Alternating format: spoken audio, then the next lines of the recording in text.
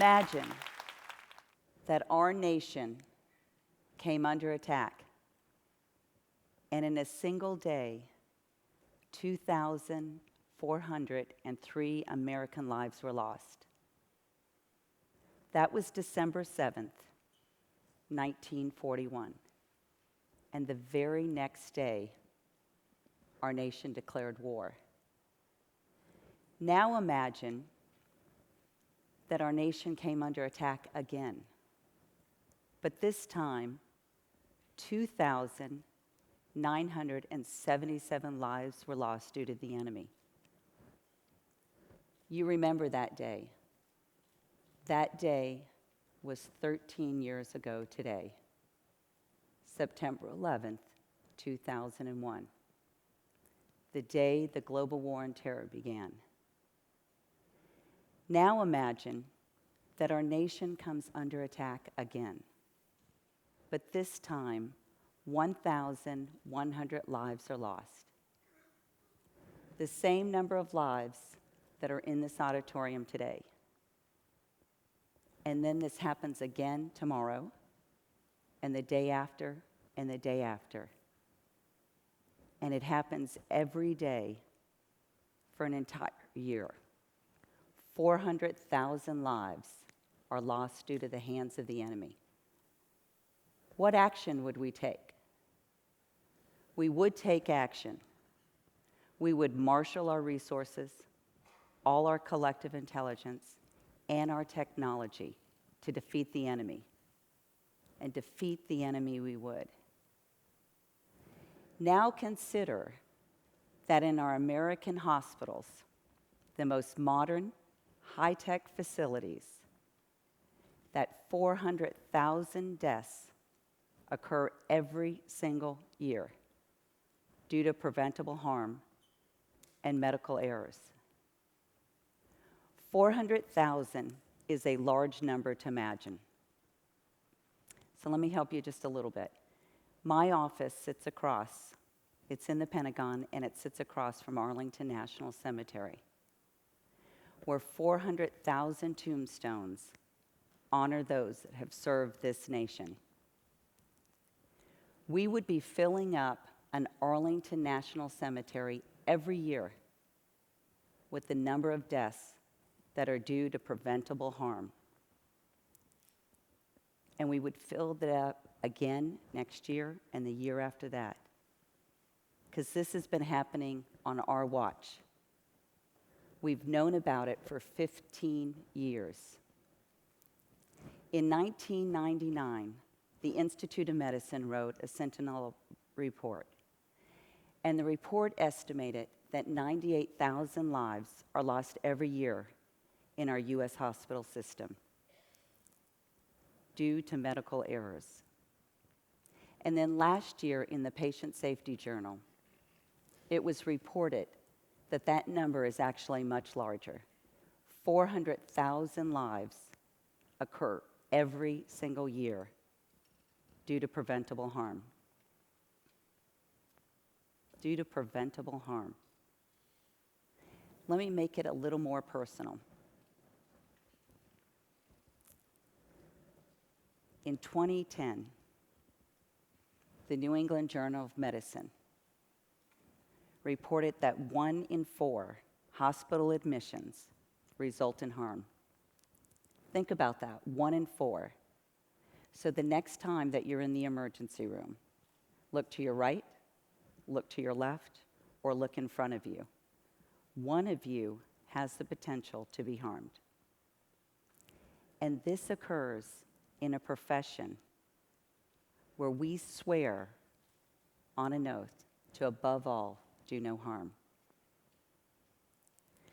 We will never eliminate the errors, never. But we can eliminate preventable harm. The problem is not the errors. The problem is that we ignore the errors. I'm a trauma nurse by training, and I've worked in emergency room and trauma bays. And like many of you on the front line of healthcare, we acknowledge that there are errors all around us. Errors of commission, errors of omission, and errors of communication.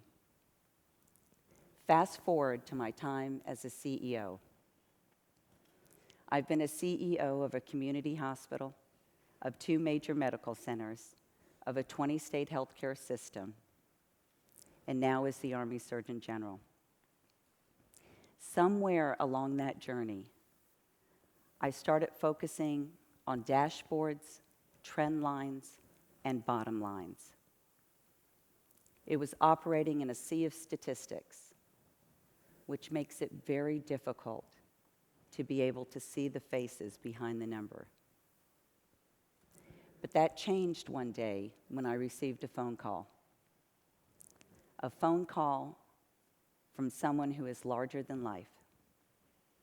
Think about someone in your life, someone who is larger than life, who is always there for you. It could be your mother, it could be your grandmother, your grandfather, or a best friend. She was that type of person.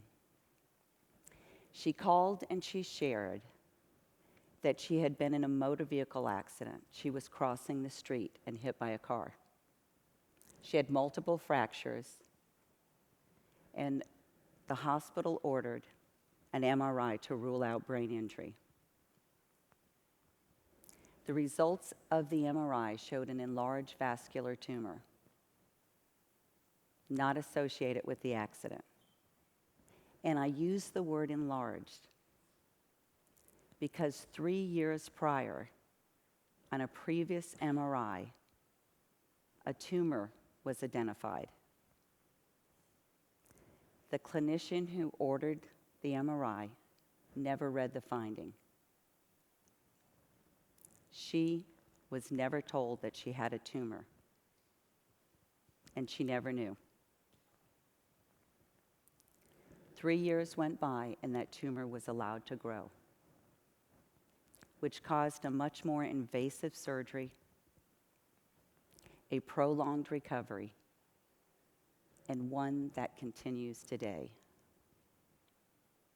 It wasn't because of bad nurses or bad doctors or bad administrators. She was harmed because of the system. Preventable harm happens in our hospitals across the U.S. every single day. It happens because we allow it to happen. But it doesn't have to be that way. America knows how to fight the enemy once it's identified. The difference between harm on the battlefield and harm in our hospitals is that on the battlefield, we expect harm.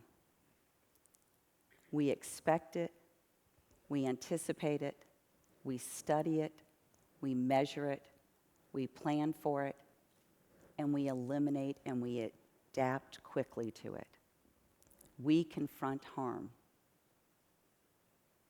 But in our U.S. hospitals, we talk about harm in hushed tones.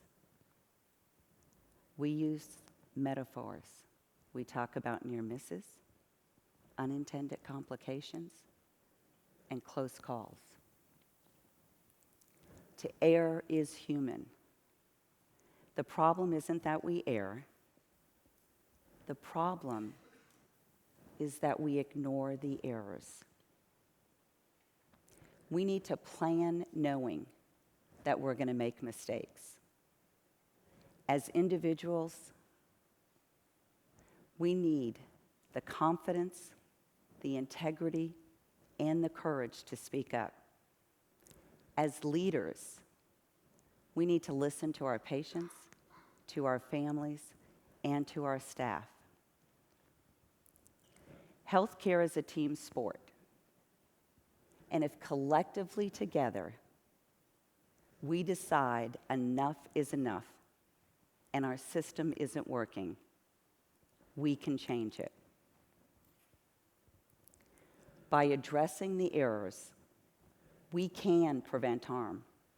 We can do this, and I believe the time is right.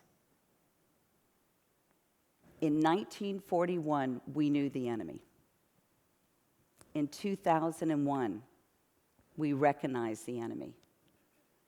The difference today is that the enemy is not a foreign enemy. The enemy is our silence. The enemy is our ambivalence, our complacency, and our lack of confidence. The silence that we have when we see errors around us and we ignore them. The silence of the mistakes that we make. Silence kills. We can make a difference. We can prevent preventable harm by admitting that the errors occur. I want to be the first to admit, and I want you all to join me. We owe it to our patients, to our communities, and to our nation to, above all, do no harm. Thank you.